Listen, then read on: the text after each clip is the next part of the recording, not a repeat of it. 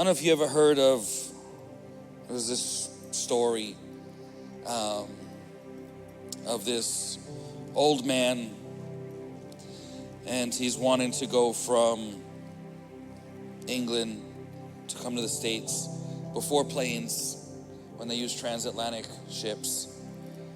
And he waited a long time to save up all his money, every dollar. And he finally he buys his ticket. And he boards the boat. He's on the ship. And he didn't take much clothes because in those days, those trips would take 2 to 3 months. So he packed his suitcase full of cheese and crackers. He didn't have any extra money to buy anything. He couldn't buy any extra food. And so he was like, it's gonna be a long trip and I'm gonna be hungry. I gotta survive. And so all his luggage was filled with cheese and crackers.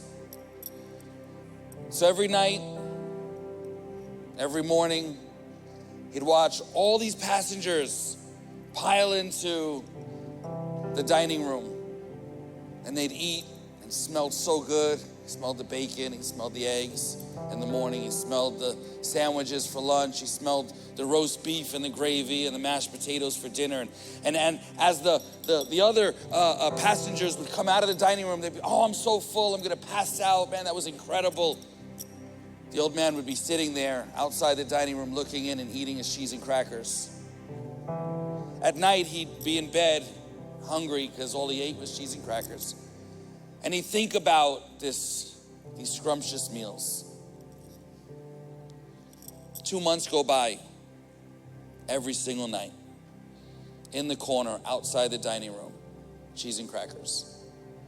Finally, someone's walking into the dining room and says, excuse me, sir, I noticed that every single night you're standing outside and you're kind of huddled in the corner and you're eating your cheese and crackers. I don't understand, why don't you come inside and eat with us? And he goes, I don't have any extra money. I can't pay for anything else. And the guy looks at him and says, is that why you haven't come inside? He goes, yeah. He goes, the food is included in the price of the ticket. The food was already paid for. It was already yours. You were sitting outside wanting something that was already yours, and you were settling for cheese and crackers. There's a story in the Old Testament, and it's Abraham, right? Abraham and his wife Sarah. Sarah was a princess. Sarah was incredible. Sarah's the only woman in the entire Bible who has her age mentioned, because you're not supposed to talk about a woman's age. Has her age mentioned, has her burial spoken about, let alone an entire chapter is dedicated to her burial. Well, Abraham, his beloved wife, passes away and he needs a place to bury her. And so he's walking around and he finds himself at this, it's called the fields of Epron. That was the guy's name, and it was in Machpelah, near Mamre, also called Hebron. This is 15 miles south of Bethlehem. This is Canaan, otherwise known as the Promised Land. And Abraham comes up to this field, and there's this cave, it's the cave of Machpelah, and he goes to the people, they're the Hittites there, and he goes up to the Hittites and he says, hey, I need a place to bury my wife. Can I buy this cave from you? And the Hittites say, hey, take it, don't worry about it. He goes, no, I gotta pay for it. No, take it. And they're arguing, they're going back and forth, and he's trying to negotiate a price with them, and that's how it kind of was in those days.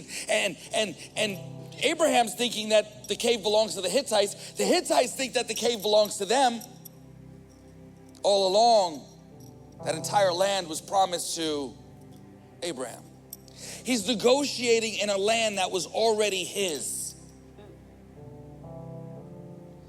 He was trying to negotiate and work something out for something that was already his. And so many times, us as Christians, we got salvation, we're on the boat, we got a ticket, but we're eating cheese and crackers.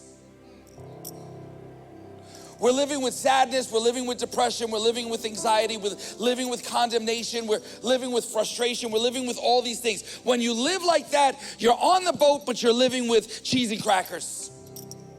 Instead of thinking about all the promises that God has promised us, that he'll never leave us nor forsake us, that we're children of God, that we're blessed and highly favored, that we're the head and not the tail. Ephesians 1:3 says, we are already blessed in the heavenly realms with every spiritual blessing in Christ.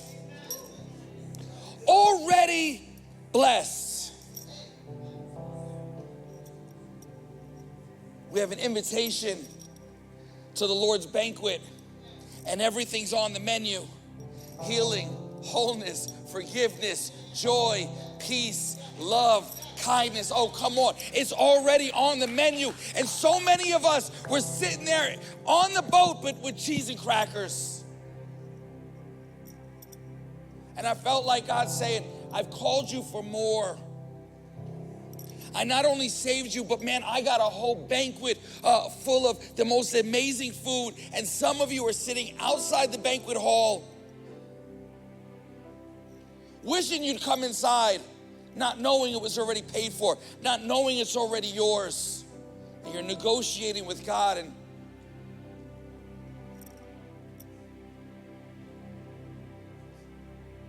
it's already ours. Promises of God, already ours. We're co-heirs with Christ, it's already ours. Healing, already ours. Forgiveness, already ours. Joy, peace, already ours.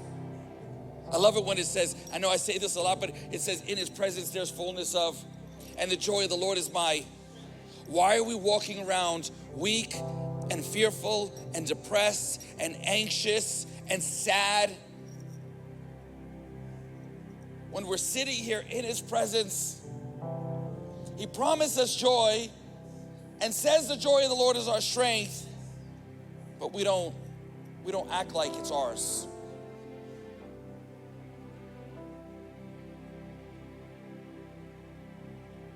Here's what I want to do. Would you stand with me?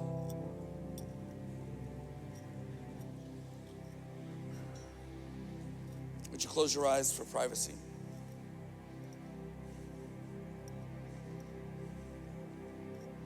Even if there's one person,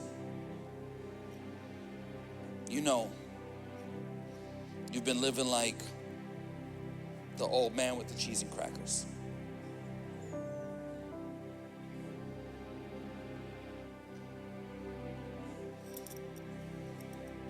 Tonight, God's telling you it's yours. I need you to live like that. I don't need you to live fearful. I don't need you to tiptoe around stuff. I need you to act like you're a son of God. I need you to act like you're a daughter of God. This is a famous pastor thing, but man, my kids, I got 3 girls, you know that. I got 3 girls. They don't hesitate to burst into my room or in my office like other people, right? You kind of knock and man, because they are my kids and they know they're my kids, they could burst in any single time they want because they know they have confidence that they're my daughter and I'm their dad and I love them and I'm always there to greet them. We don't need to tiptoe around the throne of grace, around the mercy of God. We could burst in, we could say, God, I am your son, I am your daughter, I'm here to claim what's mine. And knowing that he loves you, knowing he's not going to throw you out,